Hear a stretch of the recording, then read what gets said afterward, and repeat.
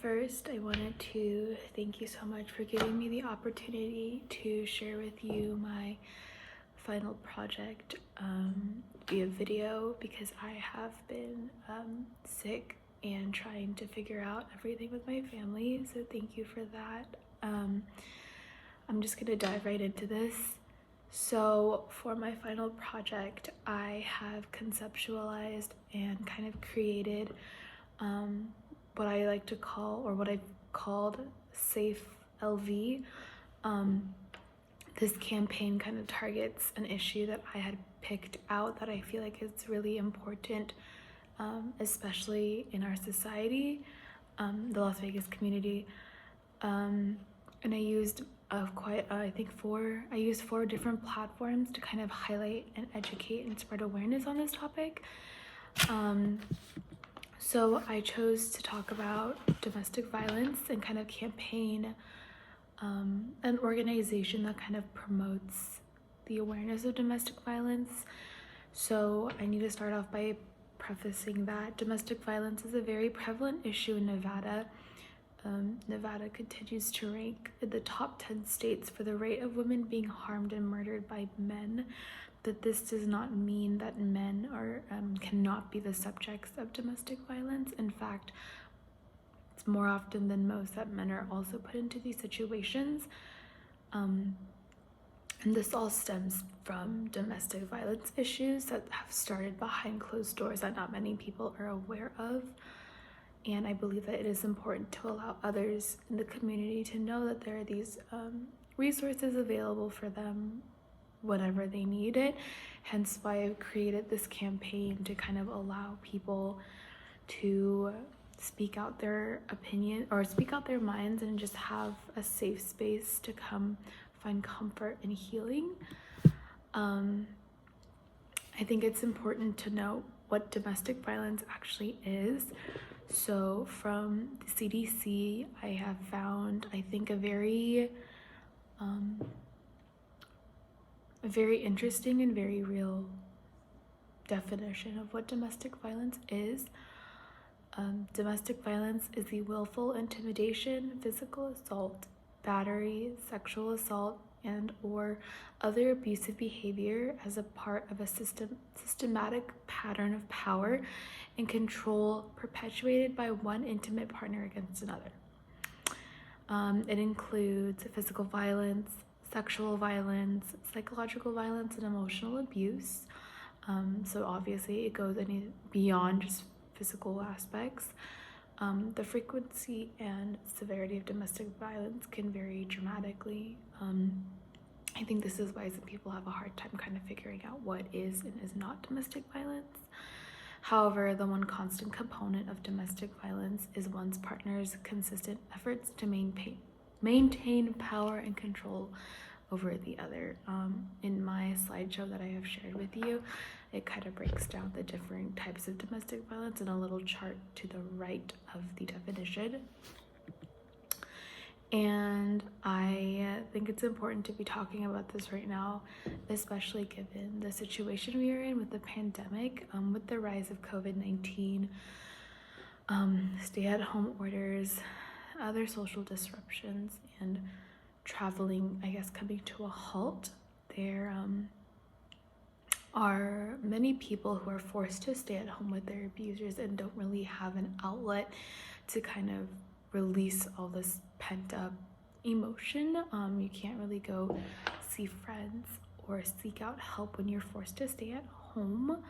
However, what's great, even I guess against the pandemic, UNLV already has some resources available for those who need assistance, such as like the Women's Center and other clubs and organizations. The sorority I am in has a philanthropy that we kind of has honed in on as our number 1 priority, and that's the fight against violence towards women. So we work with a lot of organizations in the Las Vegas community, such as Shade Tree, 3 Square, and we kind of help to make sure that these women have access to basic necessities, because a lot of the times these women choose to leave their home. So we think it's important that they have resources, clothes, food, and shelter. So we help with that. That is also an opportunity for others to kind of help out as well. And this is kind of when I dive into my campaign. So how can I, as a student, find someone to talk to? So the program that I've created, Safe LV, is a newly launched organization on campus that helps to aid and provide comfort to those who are in need of it. You surround yourself with people who understand what it is that you're going through and who will help to make sure you are safe. We give you the opportunity to speak out your truth and will guide you towards finding help. And I wanted to promote this via social media just because I feel like, again, with the pandemic, social media resources are a lot more accessible than anything concrete and I guess materialistically speaking. So it's important to know that social media is kind of like our best friend and our tool to kind of aid us through this process. So the four different social media platforms that I have chosen to use are Facebook, because I'm using this platform to kind of promote services happening on and off campus. It's an opportunity to reach out to larger crowds and even older demographics, because as unfortunate as it is to say, I feel like Facebook is becoming a little bit outdated with the younger crowd. So Facebook kind of gives the older folks in our community a way to kind of reach out and either help or receive help. Instagram as my second social media platform because of how super functional and easy it is to distribute flyers and post clips from like public meetings or events that I hold. It's just really accessible, and being one of the most popular social media apps, I feel like almost everyone has an Instagram, so they can privately message us or just kind of like look into what it is that our organization is doing. I chose WhatsApp as my third social media platform just because I feel like WhatsApp can be a private and public domain platform. Private in a sense that people who are members of this organization have access to a private group chat that's super easy to access and to kind of ask questions or one-on-one questions aside from just text messaging, because with people having both Androids and iPhones, it's a lot easier to kind of share a platform that can be utilized efficiently on both ends. And then Twitter, just because it's like a secondary platform to sharing flyers and kind of quick little notifications as to what it is that they can be expecting in future meetings, vice versa. Starting off with Facebook, you can probably see on my slideshow right now that I have a post that I've created for myself, my Safe LV page. It's kind of promoting a guest speaker that's coming in and talking about domestic violence and how you can spot it within the community, because like I mentioned before, it can be hard for some people to kind of know what the signs are like. So there you can see that I've posted a notice and then gives you the time and date and kind of where it's going to be happening. With Instagram, I created a flyer on Canva, which is a really great tool to create flyers, and it's customizable for Instagram, so yet another platform to help out with that. I said that Safe LB presents Safe and Sound. Come join us in our very first Safe and Sound Circle program, a safe space for you to share your thoughts, stories, and feelings to help you and other members grow. Again, I think Instagram is a really, really great platform for this, especially with like Instagram stories. It can just be something you click through, or even as just like a post with multiple different pictures. That's how I would utilize that. WhatsApp, I have a screenshot of like conversations that would be taking place if it were to be real.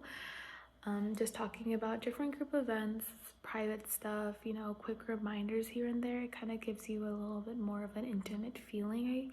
I think I know a lot of current businesses also use WhatsApp, so it's a really great tool to utilize. And then Twitter, again, posting quick reminders and little tidbits of like what events are coming up. I think Twitter might not be as accessible to a wider demographic than like Instagram, but it's for, I guess, like newer generations and people who just need a quick scroll. I know I gravitate towards Twitter quite frequently, so it's nice to kind of just see reminders just so I don't forget.